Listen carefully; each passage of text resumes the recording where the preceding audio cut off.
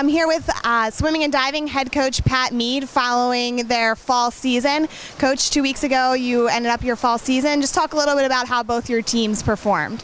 We were very pleased with how we did at Maryland. On the men's side, it's the fastest we've ever been in, say, the last 5-6 years at this point in the season. We've got more people right now currently ranked in the top 16 in the CAA in multiple events, more so than I can remember. So I was very, very surprised at how fast we swam at Maryland. I think the guys were very excited about it, and hopefully that excitement leads into some good training going into December and then through January leading up to the conference meet.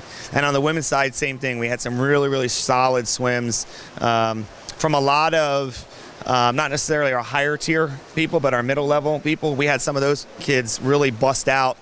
Cassie Sorn is a perfect example. I mean, she swam the mile in 16:42 and is now, ranked second in the CAA and probably right now top 40 in the country. And that was a lifetime best swim by 20, 30 seconds. So to have people like Cassie and some of the others really kind of break out, it gives us a whole different look as we're trying to figure out who we're going to take to the conference meet come February. So again, the key thing though is when you swim this well in November, the challenge is to not become complacent and think, oh, okay, we swam well in November, we don't need to do the work.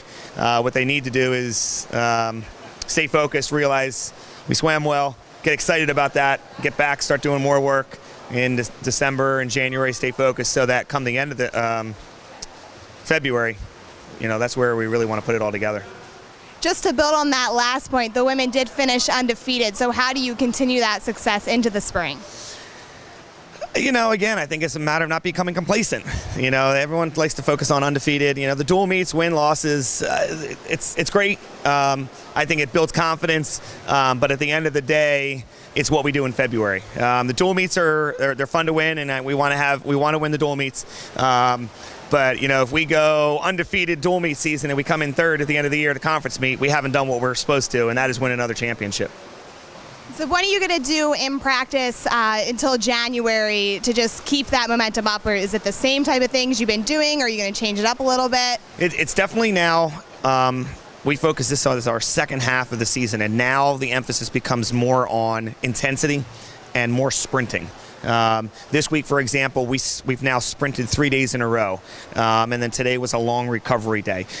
Earlier in the year, we were maybe doing 3 days of long aerobic type of training and then 1 day of sprint. So now it's flip-flopped. The volume may come down a little bit, but the intensity goes through the roof. So it's a completely different type of training.